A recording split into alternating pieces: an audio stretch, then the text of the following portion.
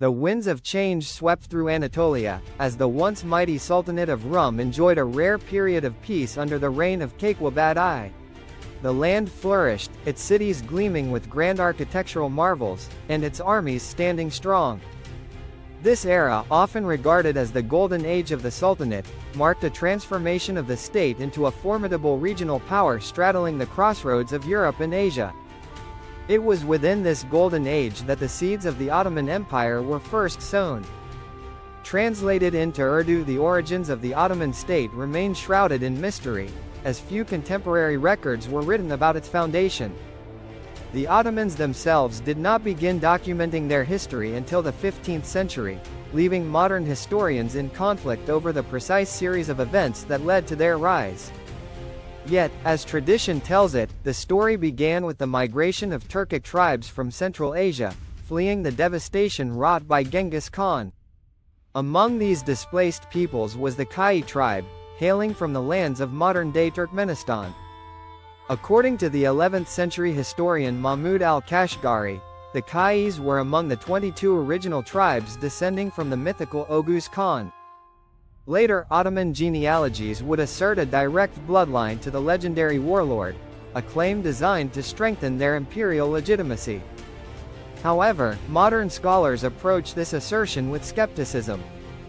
During the 1220s, as countless Turkic clans sought refuge in Anatolia, the Kayis were led by their chieftain, Süleyman Shah. Their journey was fraught with peril, and tragedy struck when Süleyman Shah drowned while crossing the Euphrates River in 1227.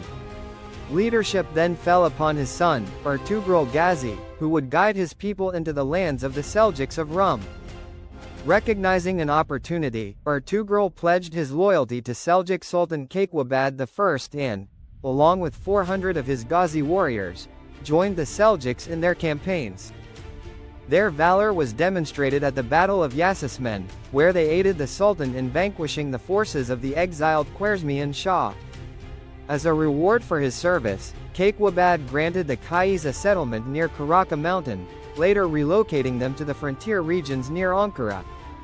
Now established within the Sultanate, Ertuğrul and his men engaged in small raids against the neighboring Byzantine Empire of Nicaea, earning them further recognition. In 1231, they captured the village of Soğut, which would become the heart of their future dominion. For his accomplishments, Ertuğrul was rewarded with the lands of Soğut and Dominic, earning the title of Yük Bey, a frontier lord entrusted with defending and expanding Seljuk territories. However, the golden age of the Sultanate of Rum came to an abrupt end with the death of Kayqubad I in 1243. His successor, Kayqubad II, faced the wrath of the Mongols.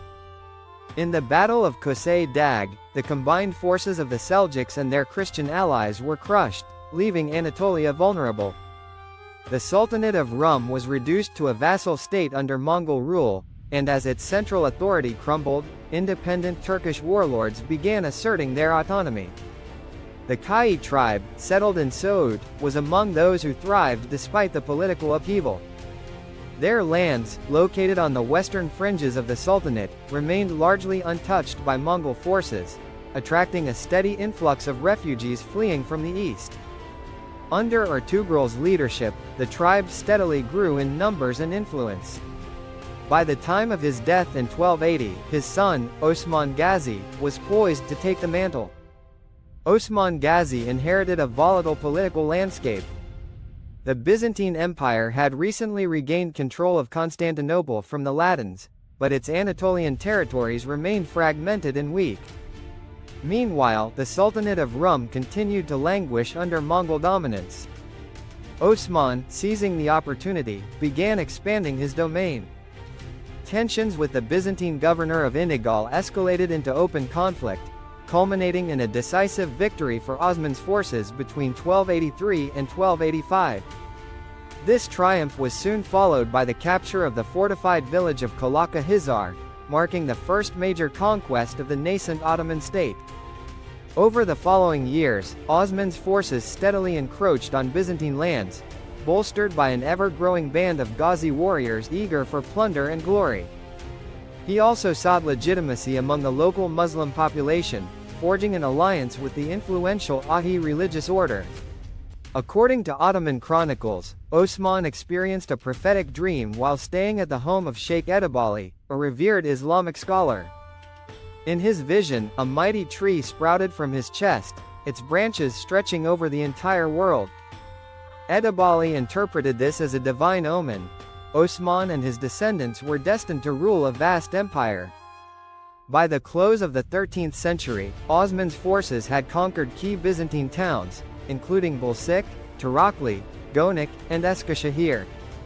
His growing power attracted not only Turkish warriors but also disillusioned Byzantine commanders such as Michael Kostas, who aligned with the rising Ottoman leader. As the Sultanate of Rum disintegrated, Osman declared his independence, officially establishing the Ottoman principality.